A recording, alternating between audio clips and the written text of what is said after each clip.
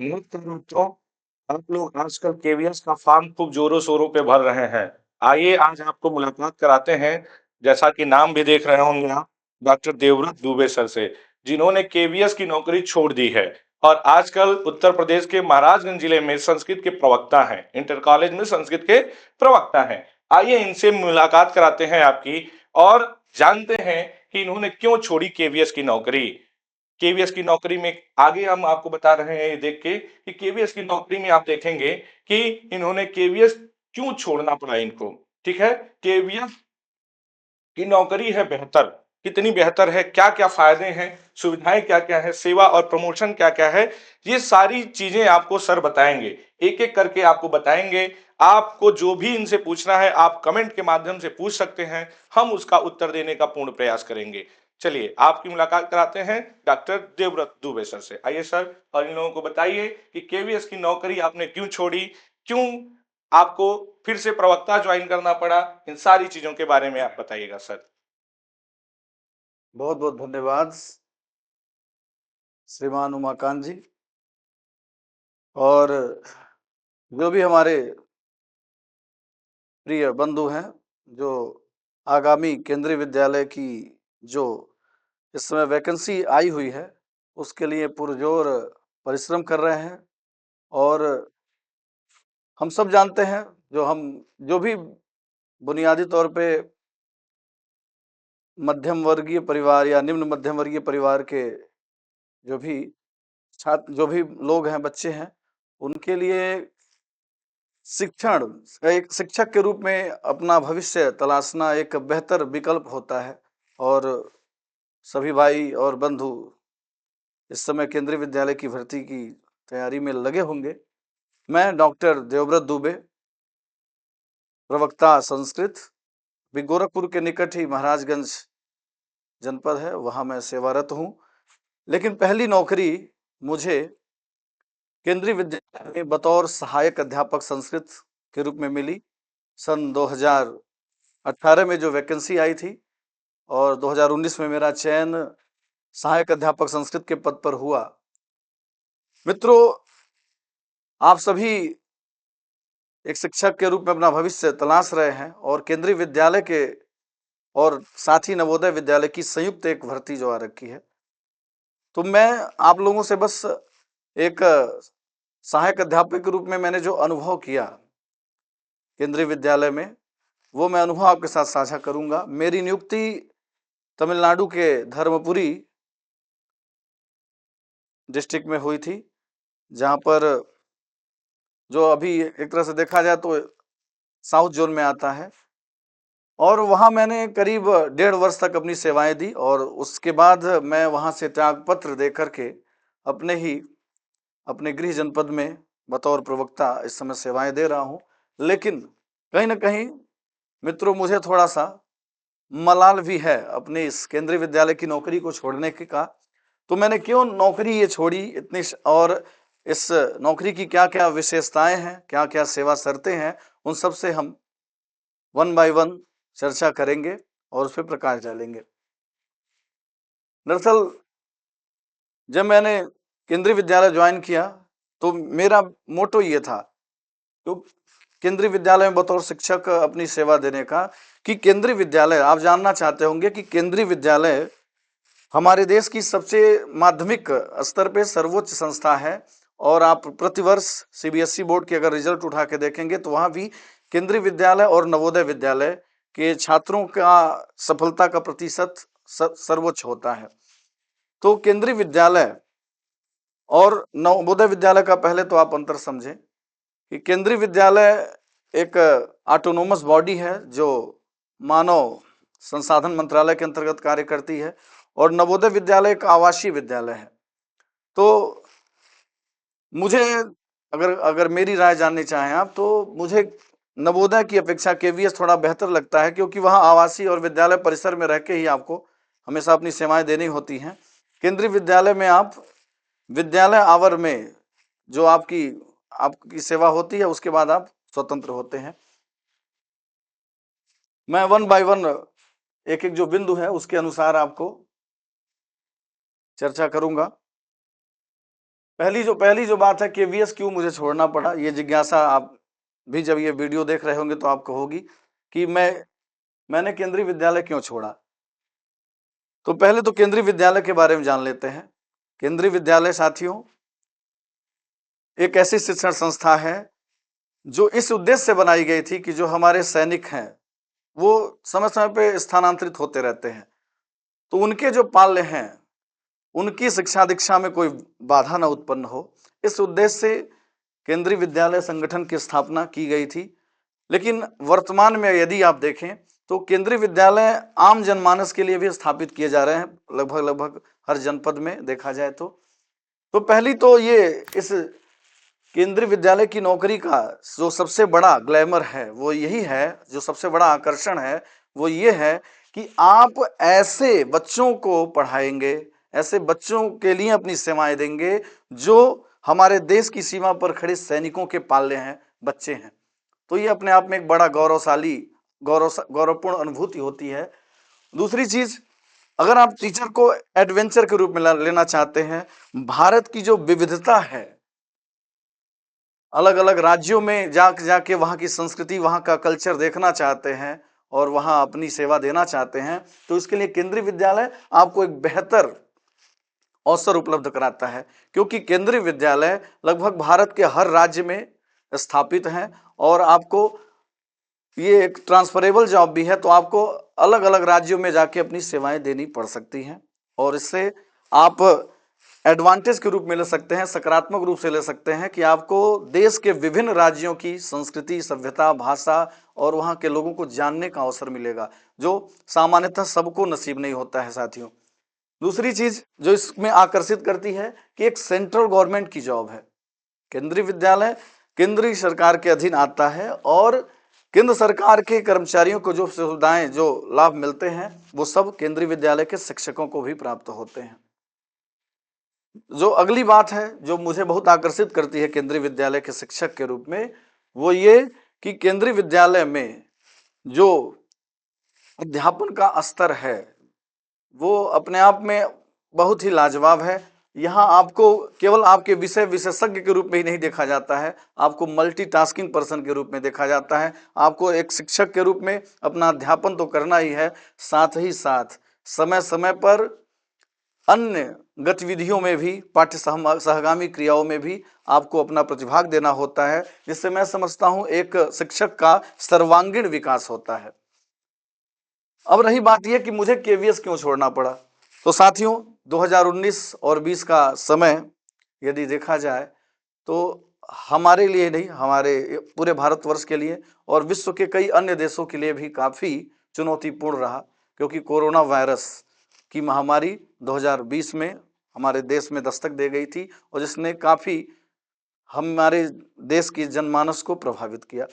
तो मैं भी 2019 में मैंने अक्टूबर मास में अपना कार्यभार ग्रहण किया और मुझे बड़ा आनंद आ रहा था वहां अपनी सेवाएं देकर। लेकिन उससे पहले ही, केंद्रीय विद्यालय को ज्वाइन करने से पहले ही साथियों, मैंने उत्तर प्रदेश में प्रवक्ता और सहायक अध्यापक की जो परीक्षा हुई थी 2016 की, वो मैंने दे रखा था। तो सेवा देने के टाइम आप जानते ही हैं, जो कोविड का टाइम था वो हम सबके लिए बड़ा इमोशनल मोमेंट था और जैसे ही मुझे 2021 में ये उत्तर प्रदेश प्रवक्ता की वैकेंसी फाइनल हुई और जैसे उसमें मेरा चयन हुआ तो घर वालों के लिए भी एक थोड़ा इमोशनल मोमेंट था कि मैं गोरखपुर से चल के तमिलनाडु में करीब 2600 किलोमीटर दूर अपनी सेवा दे रहा था और घर वालों का काफ़ी आग्रह रहा और घर पे काफ़ी दायित्व थे, काफ़ी जिम्मेदारियां थी, जिसकी वजह से मुझे बाध्य होकर केंद्रीय विद्यालय की जॉब छोड़नी पड़ी और मैंने फिर यहाँ के बतौर प्रवक्ता अपने गृह जनपद में कार्यभार ग्रहण किया। लेकिन कहीं ना कहीं मुझे मलाल जरूर रहता है कि मैंने केंद्रीय विद्यालय क्यों छोड़ा, क्योंकि वह उस नौकरी, उसके बारे में जब मैं सोचता हूं कि केंद्रीय विद्यालय में जो सुविधाएं मुझे मिली, कहीं ना कहीं राज्य सरकार में भी आपको वेतन भत्ते अच्छे मिलते हैं, आप अपने परिवार के बीच में रहते हैं, लेकिन केवीएस की जो जॉब है उसके मुकाबले मैं थोड़ा कहीं ना कहीं मिस करता हूं इस नौकरी को। आप ये निश्चित जानिए कि जो राज्य सरकार के अधीन नौकरियां हैं और जो केंद्रीय सरकार के अधीन नौकरियां हैं, उन दोनों में अंतर तो होता है और वो अंतर आप महसूस भी करेंगे। केवीएस क्यों छोड़ना पड़ा, मैंने इसको बेहतर ढंग से आपको बताया कि थोड़ा सा वो जो एक इमोशनल मोमेंट था घर परिवार का, इस वजह से मुझे केंद्रीय विद्यालय छोड़ना पड़ा। क्यों है केवीएस की, क्यों केवीएस की नौकरी है बेहतर? शिक्षण, बतौर शिक्षक आपको बहुत मौके मिलेंगे। इस समय एलटी ग्रेड की भर्ती भी जारी है, अभी परीक्षाएं चल रही हैं। केवीएस, एनबीएस, DSSS बहुत सारी वैकेंसी है माध्यमिक स्तर पे, प्राथमिक स्तर पे। लेकिन केवीएस क्यों है बेहतर, इसके लिए मैंने शुरू में भी चर्चा की कि केंद्रीय विद्यालय पहले तो उन बच्चों को पढ़ाने का अवसर देता है जो हमारे देश के सैनिक हैं, जो स्थानांतरित होते रहते हैं समय समय पे, तो आप उनके पाल्य को पढ़ाएंगे। तो इसलिए अगर आप देश सेवा करना चाहते हैं और आप सेना में या किसी अन्य ऐसे क्षेत्र में नहीं है, तो आप बतौर शिक्षक भी बेहतर ढंग से अपनी देश सेवा कर सकते हैं केंद्रीय विद्यालय में नौकरी करके। खैर, शिक्षक का जॉब इतना महान है कि आप कहीं भी रहेंगे तो आप एक बेहतर समाज सेवा, समाज को एक बेहतर भविष्य देने में हमेशा मदद करते हैं। तो हर नौकरी एक बेहतर विकल्प उपलब्ध कराती है। लेकिन केंद्रीय विद्यालय चूंकि केंद्रीय सरकार के अधीन काम करती है, तो आपको केंद्र सरकार की सारी सुविधाएं और लाभ आपको प्रदान करती है।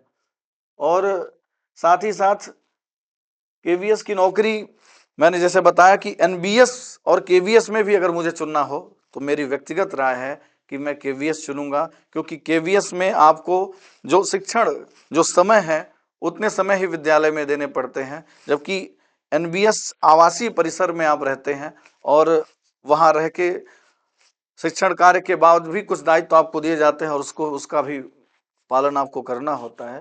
तो इस लिहाज से भी केंद्रीय विद्यालय की नौकरी बेहतर है। और जहां तक रही बात सुविधाओं की बात, सेवा शर्तों की बात, सैलरी की बात, नौकरी हम करते क्यों हैं? एक बेहतर भविष्य के लिए, एक अपने परिवार को एक बेहतर भविष्य दे सकें, सुविधाएं दे सकें, अपना जीवन संवार सके, इसलिए। तो इस मामले में देखा जाए तो केंद्रीय विद्यालय एक बहुत ही अच्छी सैलरी, अच्छा वेतन जो भी केंद्रीय सरकार के द्वारा निर्धारित पे स्केल है उसके आधार पे देती है। और उसके साथ साथ केंद्रीय विद्यालय में जो पे स्केल है, चाहे वो पीआरटी लेवल पे कहा जाए 4200 पे ग्रेड जो सेंट्रल गवर्नमेंट के द्वारा निर्धारित है, टीजीटी लेवल पे 4600 पे ग्रेड और पीजीटी लेवल पर 4800 पे स्केल की जो जॉब होती है, केंद्रीय विद्यालय संगठन में मिलने वाली सुविधाएं। तो जैसा कि मैंने बताया कि पहले तो आपको एक बड़ी हैंडसम सैलरी मिलती है सरकार के द्वारा जो निर्धारित वेतन के पे स्केल है। जैसे आप 4200 पे ग्रेड होता है पीआरटी का और 4600 पे ग्रेड होता है आपका टीजीटी, 4800 पे ग्रेड होता है आपका पीजीटी। और इस आधार पे आपकी जो बेसिक सैलरी तकरीबन जो पीआरटी होती है उसकी बेसिक सैलरी आपकी 34,000 से ज्यादा होती है। जो 4600 पे ग्रेड है इसमें आपका वेतन 44,900 बेसिक होता है और टीजीटी जो पीजीटी लेवल है जो वेतन है वो 47,600 होता है। लेकिन आप इसको इतना कम मत आंकिए, क्योंकि इस वेतन के साथ तमाम भत्ते और अन्य सुविधाएं भी जुड़ी होती हैं, जिसमें एक महत्वपूर्ण डियरेंस अलाउंस में यदि आप देखें तो सरकार ने बेसिक जो आपकी सैलरी है, बेसिक जो वेतन मिलता है उसकी 58% इस समय जो भी गवर्नमेंट एम्प्लॉय हैं उनको 58%, 58% महंगाई भत्ता दिया जाता है, डियरेंस अलाउंस दिया जाता है। तो जो भी ये वेतन है, जैसे पीआरटी में जो भी अगर बेसिक सैलरी आपकी 34,000 समथिंग है तो इस बेसिक का 58% और आपकी सैलरी में ऐड होगा, प्लस टीजीटी है तो 44,900 रुपए जो आप वेतन पा रहे हैं तो इसका 58% समथिंग 26,000 समथिंग इसमें और ऐड हो जाएगा। और पीजीटी में है तो 47,600 जो वेतन है बेसिक, इसका 58% और इसमें ऐड होगा। तो पहली चीज आपकी जो हो गई बेसिक सैलरी जो मैंने बता दिया कि टीजीटी में आपका 44,900 रुपए बेसिक सैलरी होगी और पीजीटी में 47,600 प्लस साथ में आपको 58% करंट रेशियो के हिसाब से आपको डियरेंस अलाउंस मिलेगा। इसके अलावा केंद्रीय विद्यालय जो आपको सुविधा देती है वो है यात्रा भत्ता। यात्रा भत्ता जिसे ट्रेवलिंग अलाउंस कहा जाता है, प्रदान करती है, जो कि अलग अलग क्षेत्रों में अलग अलग होता है, लेकिन संभवतः शहरी क्षेत्रों के लिए करीब 3400 होता है और ग्रामीण क्षेत्रों में अगर आपका विद्यालय है तो ये 1800 होता है। तो तीन चीजें आप जोड़ सकते हैं, पहले तो आपका बेसिक सैलरी आपकी, फिर महंगाई और उसके बाद हो गया यात्रा भत्ता। ये तीन वेतन में ये तीन चीजें होती हैं। चौथे नंबर पे जो जो आता है और जो बहुत महत्वपूर्ण है वो आपका है मकान भत्ता।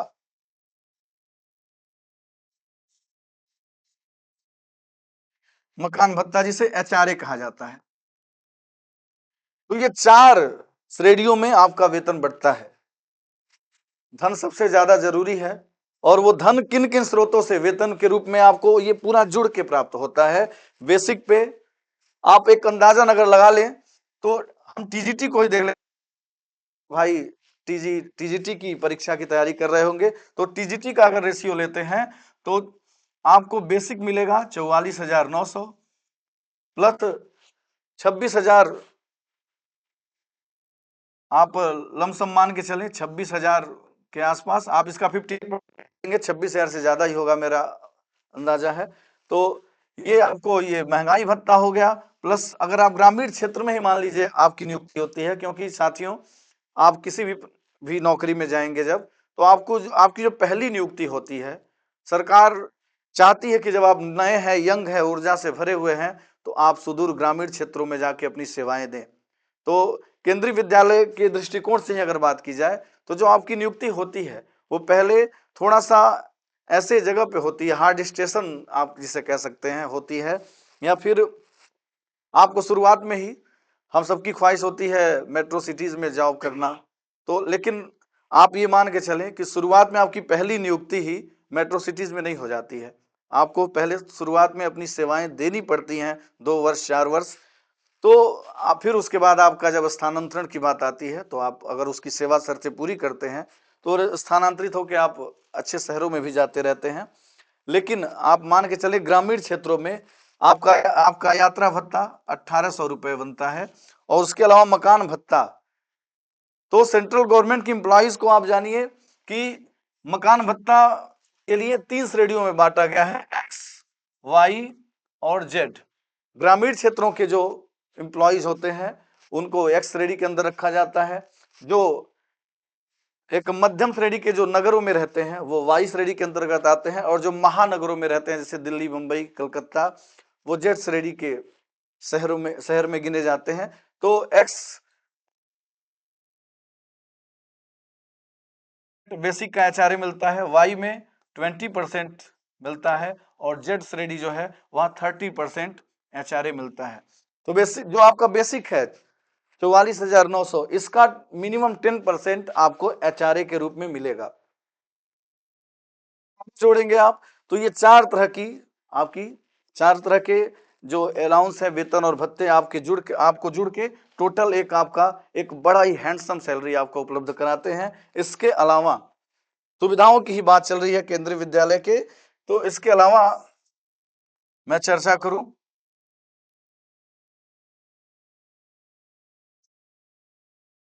केंद्रीय विद्यालय आपको स्वास्थ्य बीमा भी उपलब्ध कराता है, आपके परिवार को कवर करता है स्वास्थ्य बीमा के रूप में भी, जो कि अभी कई राज्यों में आप देखें तो राज्य कर्मचारियों को तो मुफ्त स्वास्थ्य योजना के अंतर्गत रखा जाता है। लेकिन अभी उत्तर प्रदेश की बात करें तो हमारे माननीय मुख्यमंत्री जी ने जरूर ये घोषणा की है कि 5 दिसंबर शिक्षक दिवस को कि सबको स्वास्थ्य सुविधाएं दी जाएंगी, सभी शिक्षकों को, चाहे वो सरकारी सेवा में हो या प्राइवेट में हो। लेकिन अभी उसको लागू होने में थोड़ा वक्त है, लेकिन केंद्रीय विद्यालय अपने एम्प्लॉइज को स्टार्टिंग से ही इस फैसिलिटी से, इस सुविधा से युक्त रखती है। जो तो 4 तरह के वेतन के बारे में मैंने बताया कि आपको पहले तो आपकी बेसिक सैलरी, फिर आपका महंगाई भत्ता, फिर आपका मकान भत्ता और यात्रा भत्ता। इन 4 चीजों से मिल करके आपकी एक बड़ी ही हैंडसम सैलरी, एक अच्छी सैलरी आपको मिल जाती है। करीब 70,000 प्लस ही मेरे ख्याल से सैलरी आपकी बनेगी, आप टोटल जब करेंगे। और मुझे लगता है जब आप चयनित होंगे तब तक 8वां वेतन आयोग भी लागू हो चुका होगा, और अगर उसके लागू होने में थोड़ी बहुत कसर रह जाती है, थोड़ा देर सबेर होता है, तब भी आपका महंगाई भत्ता भी बढ़ के 60% से अधिक हो जाएगा। तो एक बहुत शानदार आपको वेतन मिलने वाला है। अगर आप कंपेयर करें राज्य सरकार के नौकरियों से, तो आप पाएंगे राज्य सरकार में आपको शुद्ध रूप से मकान भत्ता मिलता है, महंगाई भत्ता मिलता है और आपकी बेसिक सैलरी मिलती है, लेकिन आपको यात्रा भत्ता नहीं मिलता है, या मिलता है तो बहुत नाम मात्र का मिलता है।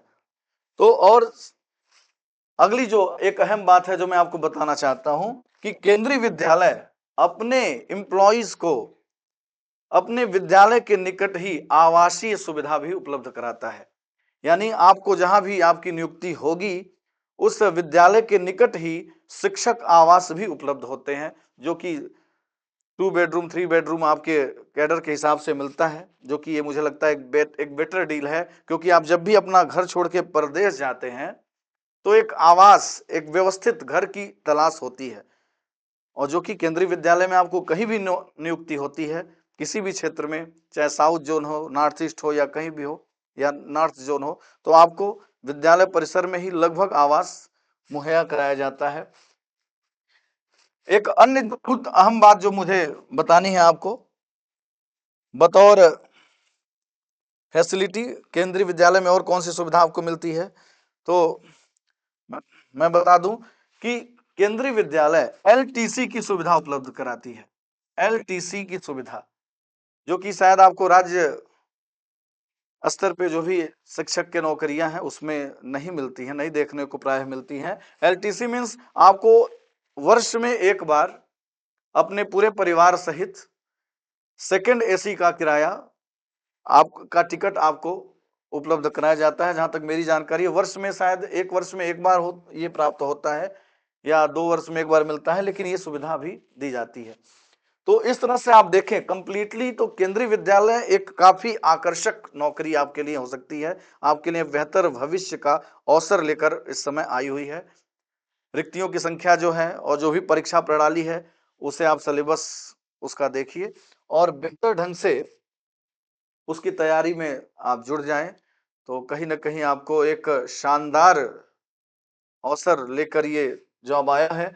चौथा जो मुद्दा है, चौथा जो पॉइंट है हमारा, प्रमोशन एवं सेवा शर्तें, इसकी बात करें तो ये भी आपको जान लेना है कि जब हम आप नियुक्त होंगे केंद्रीय विद्यालय में बतौर शिक्षक अपनी सेवाएं देने के लिए, तो उसमें प्रमोशन होता है या नहीं होता है। जैसे मान लीजिए अगर आप पीआरटी टीचर के रूप में पॉइंट होते हैं तो आप प्रमोट होके आगे टीजीटी या पीजीटी हो जाएंगे कि नहीं, या टीजीटी होते हैं नियुक्त तो आप पीजीटी या और हायर लेवल पे आपका प्रमोशन होता है कि नहीं। तो साथियों आप ये जानिए कि केंद्रीय विद्यालय में प्रमोशन होते हैं, समय समय पे प्रमोशन होते हैं। न्यूनतम 5 वर्ष की अवधि आपको पूरी करनी होती है प्रमोशन के लिए, और प्रमोशन होते हैं। आप केंद्रीय विद्यालय में प्रमोट होंगे, पीआरटी है तो टीजीटी, टीजीटी से पीजीटी, पीजीटी से वाइस प्रिंसिपल, वाइस प्रिंसिपल से प्रिंसिपल तक जा सकते हैं,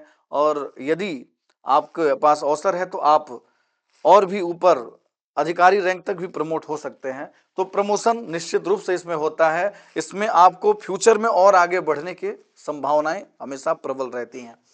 दूसरी बात, सेवा शर्तें। तो केंद्रीय विद्यालय में सेवा शर्तों की अगर बात की जाए तो आप जब भी ज्वाइन करेंगे, मैंने जब ज्वाइन किया था तो मैं अपना अनुभव साझा करूंगा।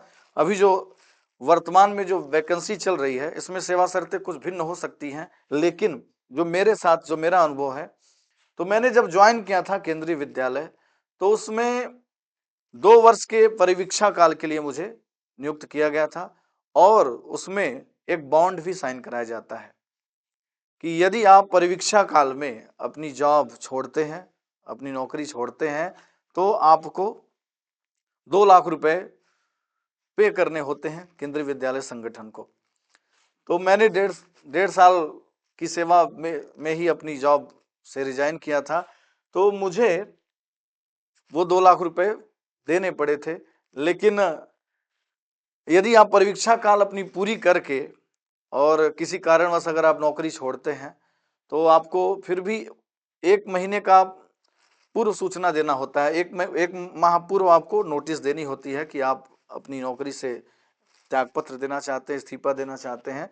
तो 1 माह पूर्व यदि आपने सूचना नहीं दी, इंस्टेंट अगर आप रिजाइन करते हैं, तो आपको मिनिमम 1 मंथ की सैलरी का लॉस उठाना पड़ सकता है। लेकिन ऐसा केंद्रीय विद्यालय संगठन अपने अपने छात्रों के हित को ध्यान में रखते हुए करती है। क्योंकि आप खुद सोचिए, आप किसी भी संस्था में काम कर रहे हैं और यदि आप अचानक से वहां रिजाइन करते हैं, तो कहीं ना कहीं आपकी जो कमी होगी, आपका जो एक रिक्त पद होगा, उसकी पूर्ति करने में के लिए उस संस्था के पास अवसर नहीं रहेगा और छात्रों का अहित होता है। तो सबसे पहली जरूरी बात यह है कि आप बतौर शिक्षक, आपको समाज सेवा का एक बेहतर अवसर मिलने वाला है, जो बहुत कम लोगों को नसीब होता है। और आप ऐसे एक शानदार सेवा में जा रहे हैं, तो आपको इसके जो नैतिक मूल्य हैं उसका हमेशा एक शिक्षक के रूप में ध्यान देना होता है। और इसलिए अगर 1 माह पूर्व आपको सूचना देनी है केंद्रीय विद्यालय संगठन को, तो इसमें परहेज नहीं करना होगा। वैसे मेरा मानना तो यह है कि अगर आप केंद्रीय विद्यालय की तैयारी कर रहे हैं, तो निश्चित रूप से आपका चयन हो इसमें और आप इस सेवा का पूरा आनंद लें। एक एडवेंचरस शिक्षक की ये नौकरी है। और आपको, जैसा मैंने शुरू में ही बताया इस वीडियो के, कि आपको देश के भिन्न भिन्न राज्यों में स्थानांतरित होकर जाने का अवसर मिलेगा। वहाँ की संस्कृति, वहाँ की लोक भाषा, वहाँ के लोगों को जानने और समझने का अवसर मिलेगा। और मेरा मानना है भारत को समझने का अवसर मिलेगा, क्योंकि भारत इतना विशाल देश है और इतने भिन्न भिन्न विविधताओं को अपने अंदर समेटे हुए है। उसको जानने का अवसर मुझे तो लगता है देश के हमारे हर विद्यार्थी को मिलना चाहिए, क्योंकि हम अपने क्षेत्र में ही रह जाते हैं और अपने पूरे भारतवर्ष से परिचित नहीं हो पाते हैं। तो इसलिए एक अच्छा सुनहरा अवसर है आपके लिए।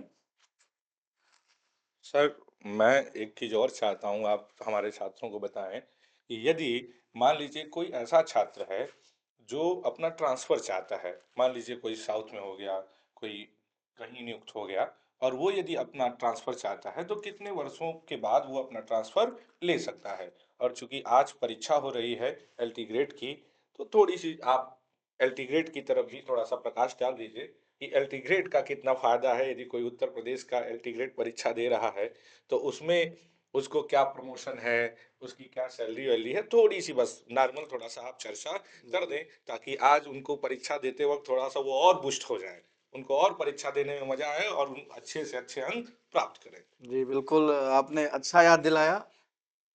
जो ट्रांसफर की बात है, स्थानांतरण की बात है, उसे समझ लेना आवश्यक है। केंद्रीय विद्यालय संगठन में स्थानांतरण निश्चित रूप से होते हैं। और शुरुआत में जैसा कि मैंने कहा कि हो सकता है आपकी नियुक्ति ग्रामीण अंचल में हो जाए, सुदूर क्षेत्रों में हो जाए, और बहुत लोग चाहते हैं कि उनको नौकरी उनके घर के निकट, उनके गृह जनपद में, राज्य में मिले। तो ऐसा सपना सबका होता है। तो इसके लिए भी ये मान के चलें आप कि केंद्रीय विद्यालय में स्थानांतरण होते हैं समय समय पर।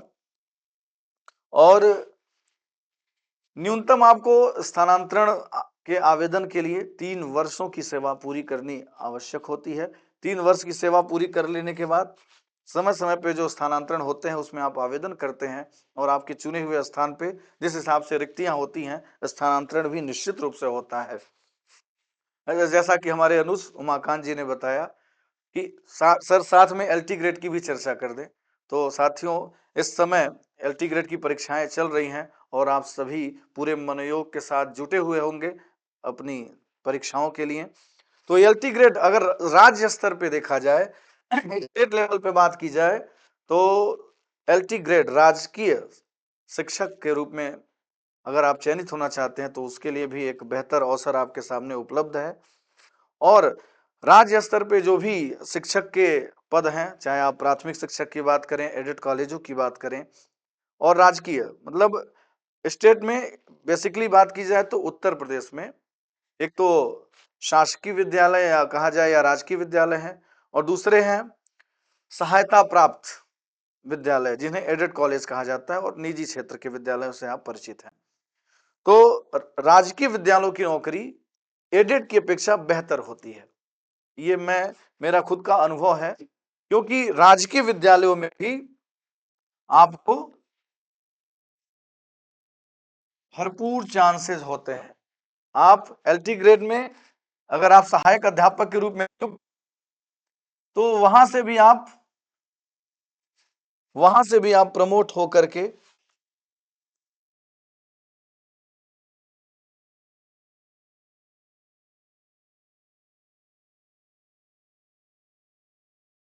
तो एलटी ग्रेड शिक्षक के रूप में राजकीय विद्यालयों में यदि आप चयनित होते हैं तो उसमें भी प्रमोशन के भरपूर चांसेस होते हैं, और इतने ज्यादा चांसेस होते हैं कि अगर कम उम्र में अगर आप तैयारी आपकी अच्छी है और आप 25-25 वर्षों में अगर कहीं एलटी ग्रेड में सहायक अध्यापक के रूप में नियुक्त हो गए तो आप इसमें प्रमोटेड होकर लेक्चरर बनेंगे, लेक्चरर के बाद आप प्रधान अध्यापक बनेंगे, और फिर प्रधानाचार्य भी बन सकते हैं आप राजकीय विद्यालयों के, और प्रमोट होके राजकीय विद्यालयों में आप बेसिक शिक्षा अधिकारी और जिला विद्यालय निरीक्षक के पद तक पहुंच सकते हैं।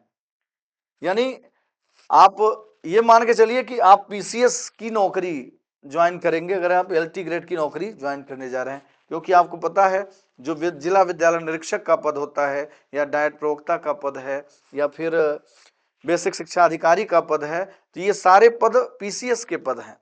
और इन पदों को भी अगर आप ससमय कम उम्र में जो हमारे भाई बहन तैयारी कर रहे हैं, यदि वो कम उम्र में ये राजकीय एलटी ग्रेड की नौकरी प्राप्त कर लेते हैं तो उन्हें प्रमोशन के कई बार चांसेस रहेंगे। और नहीं भी, अगर मान लीजिए हमारे कोई भाई 30-35 साल के हो चुके हैं, 40 साल के करीब हैं और सेवा में एलटी ग्रेड में पाते हैं, तब भी उनको कम से कम 2-3 प्रमोशन तो मिलना होता है, कम से कम 2 प्रमोशन तो निश्चित रूप से पाएंगे। और वो अगर सहायक अध्यापक के रूप में नियुक्त होते हैं तो फिर वहां से वो प्रमोटेड होकर प्रवक्ता, और प्रवक्ता से फिर वो प्रधान अध्यापक तक तो निश्चित जा सकते हैं।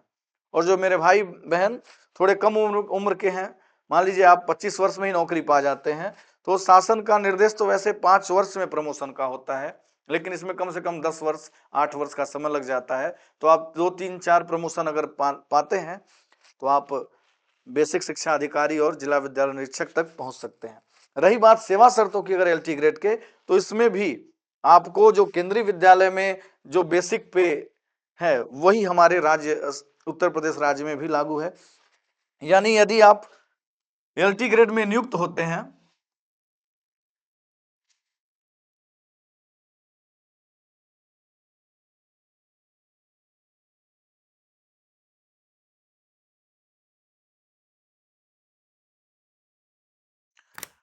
तो एलटी ग्रेड का भी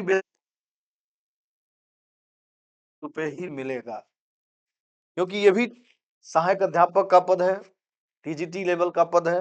तो जैसे केंद्रीय विद्यालय टीजीटी में आपको 44,900 रुपए बेसिक सैलरी मिलती है, वैसे ही एलटी ग्रेड में भी 44,900 रुपए आपको बेसिक सैलरी मिलेगी, बेसिक हो जाएगा आपका ये।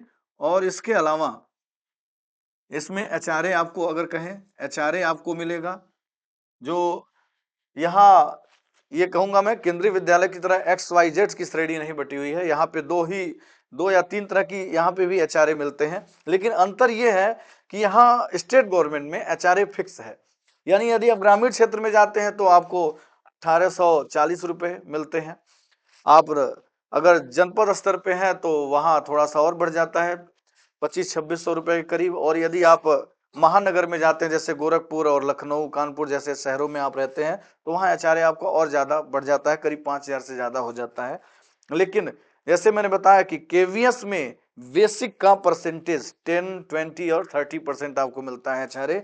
ऐसे परसेंटेज यहाँ डिसाइड नहीं है कि जैसे जैसे आपका बेसिक इंक्रीज होगा वैसे वैसे आपका एचआरए इंक्रीज होगा। यहाँ स्टेट गवर्नमेंट में एक चीज है कि एचआरए फिक्स्ड होता है कि 1840 आप बतौर सहायक अध्यापक पाएंगे तो पाएंगे, उसमें न बढ़ेगा न घटेगा।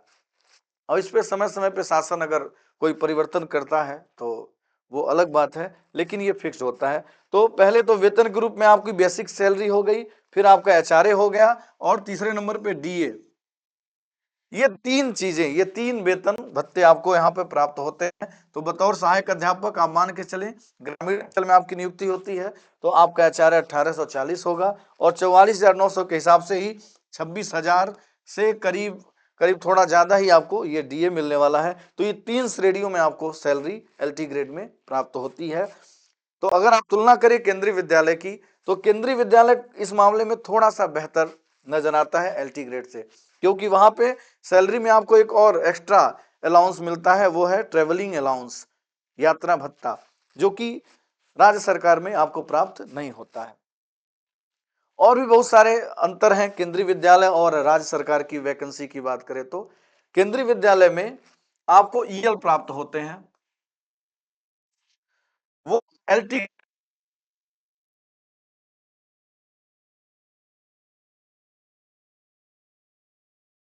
एलटी ग्रेड में आपको मामूली 1 या 2 ईएल प्रतिवर्ष मिलते हैं, जबकि केवीएस में आपको 10 ईएल मिलता है प्रतिवर्ष।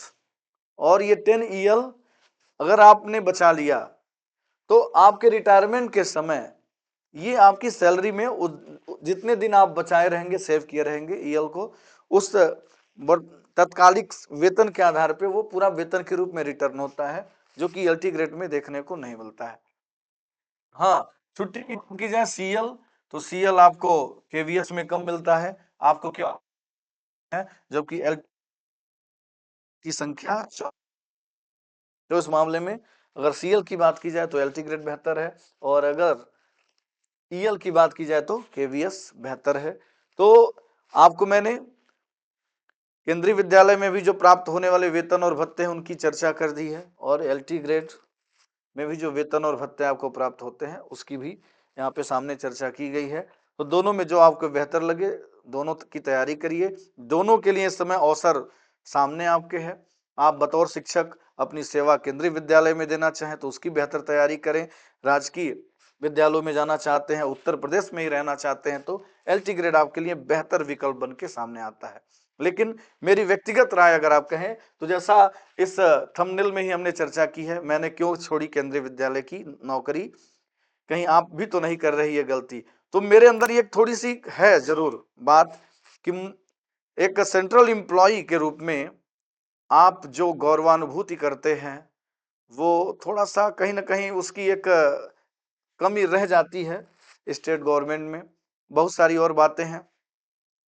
केंद्रीय विद्यालय में अगर आप जाते हैं तो आपको नियुक्ति के तुरंत बाद ही उसी माह में आपका वेतन लग जाता है, वेतन आपको मिलने लगता है। आपका वेरिफिकेशन वगैरह जो है वो होता रहता है, वो प्रोसेस में रहता है। स्टेट गवर्नमेंट में प्रायः यह देखा जाता है कि जब आप जॉब ज्वाइन करेंगे तो वेतन लगने में 1-2 महीने का समय लग जाता है, थोड़ा डिले होता है। मिलता आपको पूरा वेतन है, जिस दिन आप ज्वाइन करेंगे उस दिन से जोड़ के प्राप्त होता है, लेकिन उसी महीने में नहीं मिल पाता है, प्रायः ऐसा देखा जाता है।